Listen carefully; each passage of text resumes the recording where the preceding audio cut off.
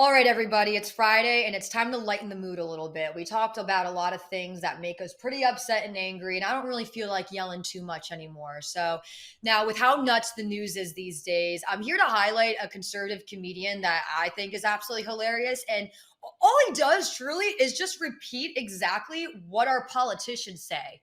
That's it. That's the joke. Take a listen. Bobby Sausalito, known on Instagram as @takenaps, and I make funny internet videos. 2021 is already shaping up to be the most lit year of all time, and every single day seems like a constant reminder that money, power, and greed run the world, and everybody else is just like, please, can I have a piece of bread? I started making videos to vent my frustration about what was going on in politics and in Washington, D.C., and I found that the humor was just in their actions alone. So making the jokes was nothing more than repeating what was actually happening. On today's episode of Shanghai Joe and the Dumpster Squad Ruins America Part 3, I gotta admit I'm pretty impressed by how our friends on Big Blue still managed to poop on a sandwich. I didn't set out to grow my account. It just so happened to work because it was the right place at the right time. It created the right amount of value for people that were frustrated about life. I think it's more important now than ever for political humor to become part of the mainstream, because so much of our media and content these days is left-leaning, is filtered through the Hollywood lens, and a lot of it doesn't really appeal to people like me. And I think that it's really important to deliver the truth, but deliver it in a way that is entertaining, digestible, and consumable by people of all walks of life. And you don't have to be right-leaning, you don't have to be conservative, you don't have to be a person that even cares about politics to find humor in what I'm talking about. And not only will you find a little bit of a laugh, but you'll also find a little bit of knowledge, a little bit of education, a little bit of motivation, and a little bit of direction of how you can too become awake and enjoy that journey while you watch. Thank you so much for watching, subscribing, liking, commenting, and sharing. And most importantly, thank you for your precious time. All right, so you heard what he was all about. Now, joining me now, I'm just going to get into it, is the man with the jokes, Bobby Sausalito, which you're about to see on the screen. Bobby Sauce, that's the new name of the game. But he's also known as Take Naps on social media. So, Bobby, welcome to the show. Thank you for joining me. My pleasure. Thanks for having me. Absolutely. Thanks for showing on up. Well, I first have to ask you before we even get into it, where does Take Naps come from? I think a lot of people want to know. You know, I've been a web developer for 20 years, and I always learned to make things succinct, memorable, and easy to spell. And when I made the handle 12 years ago, it was like, naps are luxurious. I'll use this as the base word. You don't want to change it? That was it. Okay, I like that. That makes sense. You know, it's funny. Actually, I just want to remind people before we get into these questions. I met Bobby pretty recently at a Young Republican event, or sorry, Young Republican national event. And Bobby had made a really excellent point saying that conservatives, like everybody always wonders, like, hey, why is the left like so good at what they're doing, right? Like the marketing, the colors, the flags, all that jazz. And the reason is that there's nothing countering them. Like the conservative movement does have a lot of work to do when it comes to just entering into mainstream media and leveling up with the jokes and whatnot. So I just think it's a really great and purposeful moment to have someone like you in the conservative movement doing the dirty work. You know what I mean? We need a little bit more laugh. And it's that's pretty much what inspired you really to get on with it. Is that right, Bobby? Yeah, and I mean, what I was alluding to, which you just mentioned, is that, you know, the left is really good at branding, marketing, and sloganeering. They understand what sticks and what's memorable. And one of the things that I mentioned at that event is that they're so good at branding and marketing that they've actually figured out how to Jedi mind trick us into using their terminology over the actual terminology that we should be branding. And the perfect example is the Don't Say Gay bill. If you asked 100 Republicans or 100 conservative or 100 right-leaning people, they would refer to that bill as the Don't Say Gay bill. That's how strong their branding is. They've branded it so well that they can even get people that disagree with their position to say it. Yet the reverse of that is never true. There's no slogan or no branding or no marketing that we come up with that they repeat back to us. And that's how sad it is, and that's how much better at it they are than the right is. Yeah, I mean, another point being that you talk about abortion, pro-choice, you know, what the contentions between that, and Bobby had mentioned, why can't the conservatives just say, are we pro-baby, right? Right. Like, it's just that simple. I just, someone's got to do it. So we're going to do it. You're going to do it. And I just don't want that point to get lost because it's so darn important, and not enough people in our conservative movement talk about that aspect, because that's how you get the young people on board. All right. Even though I'm not on TikTok, there's a way to get them to listen a little bit. But who else gets us to listen? Is Dr. Phil these days. I don't know. He's like the new based doctor, maybe. He had an interview with President Trump, and there were a lot of great sound bites. So despite the fact that he was hanging out with Oprah Winfrey for the longest of times in a dual show, I'm okay with him, and I want to play some of his takes with Trump. So let's take a listen to one of these right now. Everybody calls it inflation, but affordability. When we talk about gasoline, under your administration, average $2.57 a gallon. Under Biden, $3.61, 40% more. Under your administration, homes average $320,000. Under the Biden administration, 31% more, $420,000.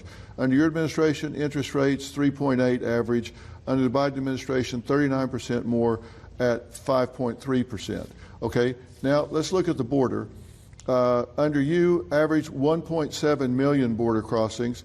Their official number is 6.4. That's from Homeland Security. It's actually about 13 million because I know I've been to the border. I've talked to the border guards down there, Brandon Judd. I've talked to Jason Jones. I've talked to the people that actually know the numbers. They say it's between 10 and 13 million. So my point is, when you look at the actual numbers, plus the things you just talked about, lower taxes, higher tax revenue, you look at that and you would say, my God, he should be running unopposed. I mean, why? And these numbers, I appreciate it, and these numbers are really, I don't know how many. Very conservative. As an example, I had gasoline down to $1.87, not $2.57. Right. It's now almost at $4. It's going to be at $5 very shortly. Right. It's going way up. I took very conservative numbers so people couldn't argue. Well, interest rates, I was at 2.6%. They have 3.8, and now they're at 9%, 10%. You can't get money. So we did a great job. He did a great job. And now with all that being said, when you look at that, that wasn't the joke. That's not the butt of the joke, right? But I think that we're in this weird landscape where people suffer from Trump derangement syndrome. And then the numbers apparently, as displayed right there from freaking Dr. Phil, it's not enough to sway these folks. So how do we get people on the left who don't necessarily respond to numbers, Bobby? Well, first I'll say that it's great that Dr. Phil, a seemingly not right-wing conservative person, is interviewing Trump. And I think that he's getting a lot of really good press lately as a result of them making a grave mistake using lawfare against him. And obviously the numbers speak for themselves. But as far as how you can convince people to think otherwise, I think that it's like, when it comes to branding and marketing, they always say you don't want to sell what you have. You want to sell what they get as a result. So when you're trying to sell something, you don't tell them about the attributes of what you have, and if they buy this, they're going to get these features or these benefits. You tell them how they'll feel as a result of what you sell them, what they're going to get as a result, how they're going to feel, and how it's going to improve their life. So even though these numbers are great, there's kind of like two truths and a lie in them, where it's like those numbers are inflated because of inflation. And Trump, unfortunately, and people hate for me to say something like this because it's true, unfortunately, is that he had a hand in some of that inflation. Now, the border crossing stuff, you can blame that almost primarily, if not entirely, on Biden. But the inflation stuff, the reason that the houses are so expensive and the rest is largely because of the way that they recklessly spent when he was in office. So I think that there's a little bit of a kind of like a manipulation with that information. How do you get them to pay attention to it? I think that they already do, and I think that they do understand it, but I think that you have to focus on how Joe is incompetent. I think a lot of people don't doubt that financially and economically, Donnie would be better if he was to get back in office. But I think that the primary thing to make the candidacy about is what they're doing about him. He's a bad person. He can't be trusted. If you flip that and make it all about Biden and the spotlight to be on him and his character, the way that they make it about Donnie and his character, I think that he wins. I think that the numbers and the facts of the matter, the features and benefits of the product that you're selling are clearly better. But what you really have to sell them on is how they'll make you feel and how you can't trust this person, because a lot of people are going based off emotion, and he's already got the right, but he doesn't have the left, and the left is very emotionally manipulatable, and that's what you have to sell them on. You have to basically come to where they are and how they think, and that's where I think the mistake of those numbers speaking to somebody like you and me is more than obvious, but to the other person, it's like, this is a heartless, mean person, and it's like, well, is Joe not heartless and mean? Can't we just rephrase Donald Trump into being like the money bag president, or like something cool? And then you have tons of nicknames for Trump. You have a lot of nicknames for Biden. So can you give me a few of those? Because I think we just like restructure what each candidate's name is, and then maybe that solves the problem. Give me some names for Biden. Well, I love Joey, why'd you shower with your daughter? I think that one's very specific, not so much a nickname as much as a real, actual, literal fact. But I think I've called him Joey Depends for many, many months. But based on what he did on D-Day, where he dropped the next bomb on Normandy or whatever, as they said in the Babylon Bee, I think Poopy Pants is always just a solid go-to. Yeah, it's funny, it's good, it works. I agree. Yeah. You got a few more for me? I think he definitely dropped a hot brown. I've called him Joey Hot Brown. I've called him Joey Depends, Joey Leaky Depends, Joey Why'd You Shower with Your Daughter obviously is a classic, but just anything poop related I think is very topical and time relevant in this moment. Yeah, you know what? On the bright side, I'm just gonna say the crazier the politics are, the more ridiculous that Biden is, the younger I'm starting to feel in a weird way, because I'm laughing at words like, I don't even want to say poop on TV, but like I'm laughing at it. This is horrific.